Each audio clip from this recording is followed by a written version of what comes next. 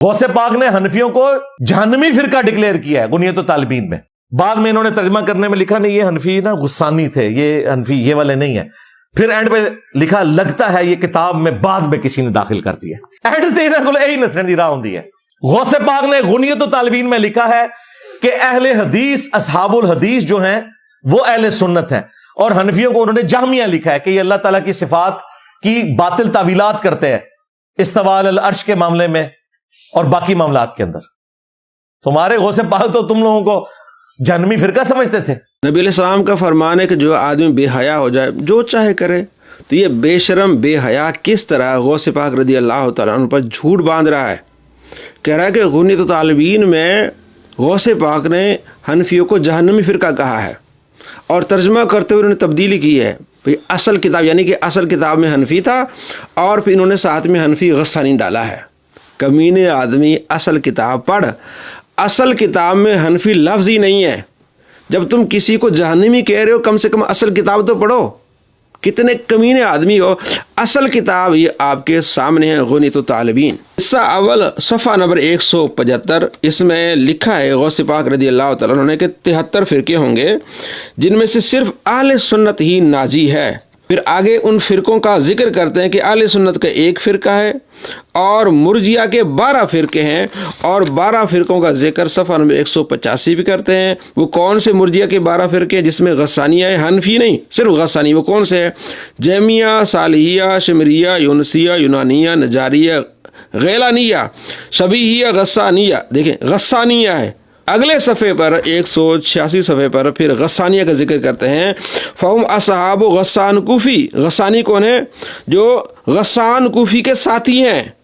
اس 2 لائنوں کا غسانیہ سے متعلق آپ ارشاد فرماتے ہیں، اور آگے ہے معاذیہ. ان دونوں لائنوں میں آپ کو کہیں بھی حنفی لفظ نہیں ملے گا. غسانی کون ہے؟ غسانی مرجیہ کے 12 فرقوں میں سے ایک فرقہ ہے غسانیہ، جس کو آپ رضی اللہ تعالیٰ نے فرمایا کہ یہ جہنمی ہے. تو اہل سنت کون ہے؟ مرجیہ تو ہے نہیں، اہل سنت ہیں، اور کہا کہ اہل سنت ناجی فرقہ ہے. مرزا جہلمی اپنے ریسرچ پیپر میں بار بار لکھتا ہے کہ اہل سنت کے 3 فرقے، دیوبندی، بریلوی اور اہل حدیث. تم تو اہل سنت ہمیں گردانتے ہو، پھر مرجیوں میں ہمیں تمہیں کہاں شامل کر دیا تم نے؟ غوث پاک پر جھوٹ باندھا، جو اپنی کتاب میں امام اعظم کا ذکر کرتے ہیں. امام اعظم تو امام اعظم کے بارے میں کہیں کہ وہ جہنمی ہے، نعوذ باللہ من ذالک. کتنا کمینہ آدمی ہے بھئی. اصل کتاب پڑھ. اور وہاں جو حنفی کا ذکر ہے، حنفی غسانیہ، انہوں نے اس کی وضاحت کی ہے کہ شاید کسی اور نسخے میں غسانیہ کے ساتھ حنفیہ لکھا ہو، تو اس کے نیچے انہوں نے وضاحت کی ہے کہ غسانی جو اپنے آپ کو مشہور کرنے کے لیے امام ابو حنیفہ رحمۃ اللہ علیہ کا سہارا لیتا تھا، اس لیے بعض نسخوں میں حنفی غسانیہ لکھا ہے. جو اصل کتاب ہے اس میں صرف کیا ہے؟ غسانیہ ہے. اور آگے سے جھوٹ کیا باندھا کہ جناب علی غوث پاک رضی اللہ تعالیٰ تو کہتے ہیں کہ یہ اہل سنت جو ہے وہ جہمی ہے، اور جناب علی اہل حدیث ہی حق پر ہے. کتنا کمینہ آدمی ہے. اہل حدیث کا لفظ اس نے خود ڈالا ہے. لفظ اصحاب حدیث یعنی حدیث والے. اہل حدیث کب پیدا ہوئے ہیں؟ اہل حدیث نام کب رکھا گیا ہے؟ انگریز کے دور میں نام رکھا گیا ہے. جب انگریز ہندوستان میں مسلط ہوئے تو وہابیوں نے اپنا نام اہل حدیث لکھوایا. تو اصحاب حدیث کون ہیں؟ محدثین ہیں. تو غوث پاک رضی اللہ عنہ لکھتے ہیں کہ اہل سنت ہی جنت والے ہیں، اور اہل سنت ہی ناجی ہیں، اور اہل سنت میں اصحاب الحدیث بھی شامل ہیں، یعنی محدثین بھی شامل ہیں. اس نے کیا دکھایا یہ دیکھیں، اور اس نے اپنے ہاتھ سے اہل حدیث لکھا ہے. لفظ کے اصحاب حدیث یہ آپ کے سامنے جو اس نے دکھایا ہے، وہ اصحاب حدیث اور اہل سنت ہیں، یعنی ناجی، جیسا کہ ہم نے پہلے بیان کیا. اور آگے کیا لکھا؟ اہل حدیث. اہل حدیث پیدا ہی بعد میں ہوئے ہیں. اہل حدیث تو نام ہی نہیں تھا پہلے. اصحاب حدیث یعنی ناجی کون ہے؟ اہل سنت، اور وہ محدثین وہ بھی اہل سنت ہی ہے، لیکن ساتھ ملا دیا کہ اہل سنت اور محدثین یہ ناجی ہیں. اور اس سے پچھلا صفحہ آپ دیکھ لیں جس میں انہوں نے 73 فرقوں کا ذکر کیا. اردو میں کیا لکھا ہوا ہے یہ دیکھیں آپ. اہل سنت کا صرف ایک ہی فرقہ ہے، آگے کیا لکھتے ہیں؟ اہل سنت و جماعت نجات پانے والا فرقہ ہے، صرف اہل سنت ہی ہے۔